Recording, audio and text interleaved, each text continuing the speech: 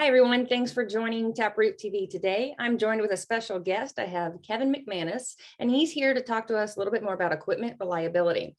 So to start things off, Kevin, why don't you tell us who you are, what you do, and how you align with TapRooT? Great, Emily. It's an interesting question because I think you're the first person to ask me that post-pandemic. And I know for up 15 years, 16 years prior to the pandemic, I largely taught courses for you folks as a contract instructor. Prior to that, I'd worked in operations, I'd worked in the quality arena, and then I'm an industrial engineer if you go all the way back in time to when I got out of university many years ago. The other key thing, though, that's influenced my life and really has led me to do what I do work-wise today is I was an examiner for the National Performance Excellence Award, the Baldrige Award, for 20 years. And what that helped me see is organizational work systems through an industrial engineer's eyes.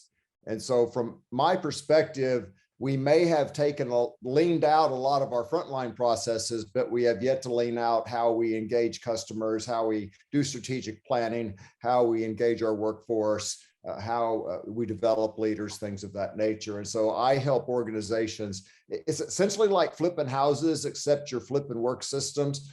And so let's say you've got a real dumpy leadership development process in your company right now, and you know you need better leaders. Well, I know best practice models that other organizations are already using. So why reinvent the wheel? Just put that in place.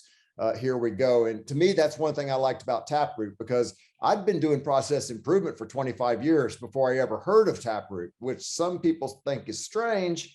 But if you look at the timing of it all, TapRooT came out of the energy industry. I was in toys and food and transportation.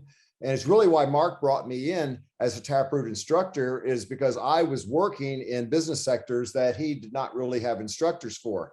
And so I started teaching the courses. We rode a couple of oil booms. Mark found out that I had a bit of a background in terms of reducing equipment downtime, improving equipment reliability. And so I still am one of the, I won't say few, because I think we've probably got 5 to 10, but one of the smaller group of contract instructors that do teach the Equifactor element of TapRooT. And I find it really interesting because I think people should be focusing on the equipment reliability side more. You mentioned that you're not necessarily familiar with it, or it doesn't mean that much to you, but really, if you think about it, it does, because you have a car, you have a phone, you have a laptop, you have a modem at the house, or you have a broadband connection. I mean, you have a variety of equipment that you don't want to fail.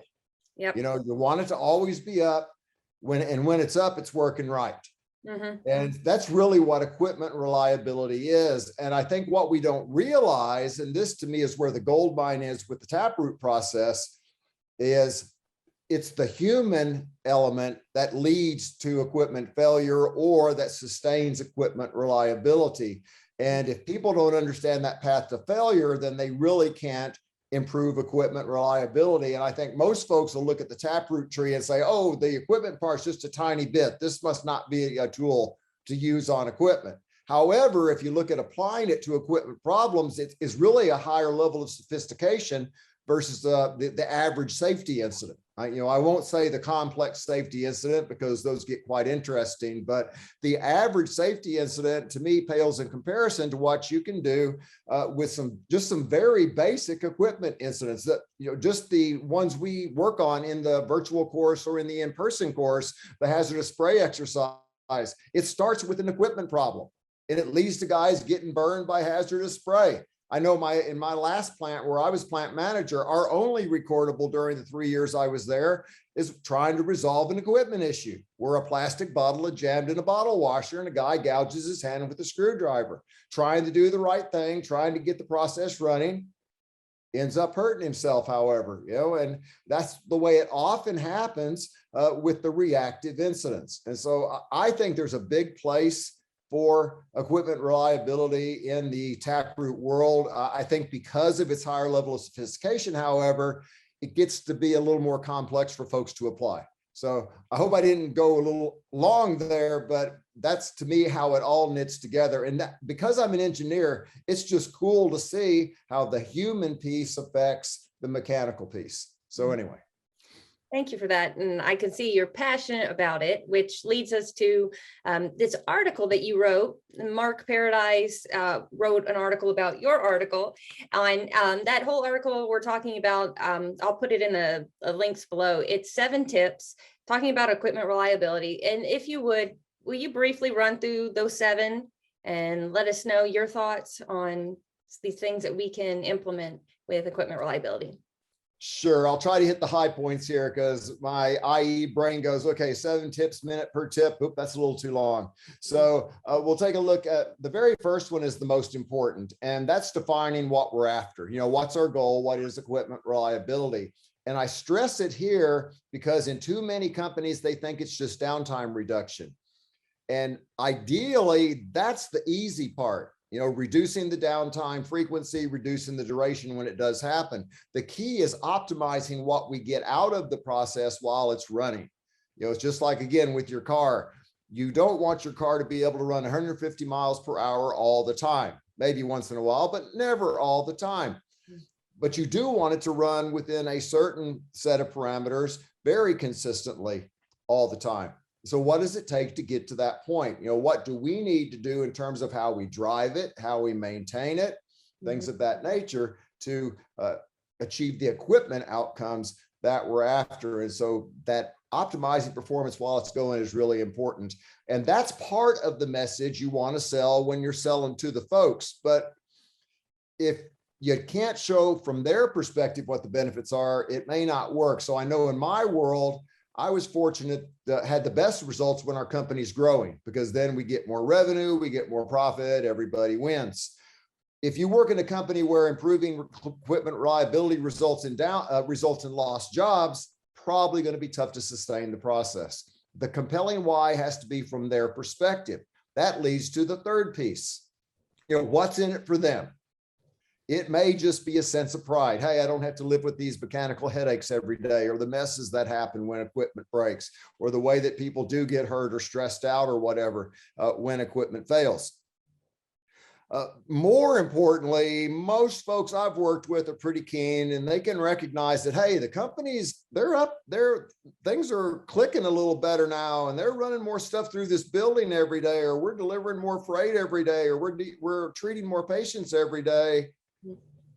What's in there for me? And so I mentioned profit share in the article, and I can go a lot further into that, but really try to think about an equitable compensation for the degree of return that you end up getting. So I never feel money's a motivator, but I feel it's a huge demotivator if the compensation process is not fair. And so that's why I really stress the equitable piece. Similarly with suppliers, what do we expect from our suppliers? So many of the incidents we work on in TapRooT courses are where a supplier sends somebody a bad component or a bad part, and that leads to a cascade of errors and an ultimate injury or an environmental incident or something of that nature. So what can we do to get our suppliers on board? And that's where the equipment difficulty portion of the TapRooT tree really starts to come into play, because the center element of the 5 main pieces of the of the equipment difficulty TapRooT root cause analysis tree has to do with that supply chain from the original equipment manufacturer to the first point of use. Another key place where any improvement effort fails is where we say we want to do this. We want to do process improvement. We want to do Six Sigma. We want to do equipment reliability, but we don't change our jobs or otherwise provide time to do that. And that's going to be a problem if we don't provide the time. So how are we going to change jobs or find time to support the improvement? Another key thing linked to that is, how will your job change? I call it equipment care responsibilities in the article, but with any kind of effort, what is your responsibility in supporting equipment reliability? It doesn't have to be complicated, but it's better to be simple and specific. Because what we're after is a sense of ownership.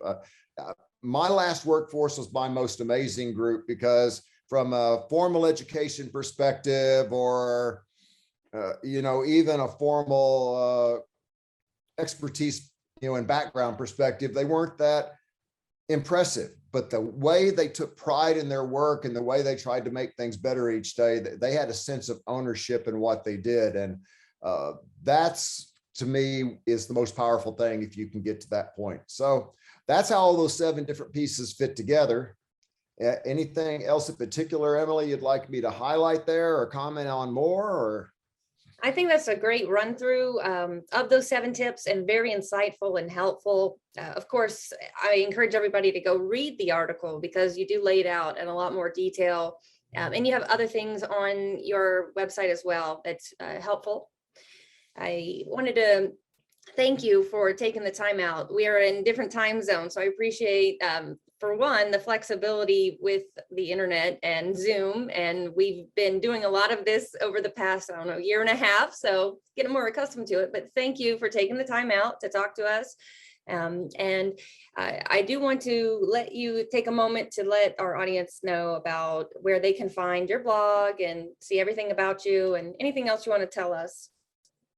all right, so I'm a sole proprietor of my own process improvement organization, work systems improvement company, greatsystems.com. That's where you can find me on the internet. The search feature does work. That's really the quickest way to find what you're looking for. Also, I'm semi-retired. I still like to teach TapRooT virtual courses, but I'm quite available if you want to try to reach me by email. So please don't hesitate if you've got a question. LinkedIn is the other place to follow both myself, and that's probably where most of you folks also follow system improvements. So those are the main ways. My website, greatsystems.com. You can always email me if you'd like at kevin@greatsystems.com, or just follow me on LinkedIn.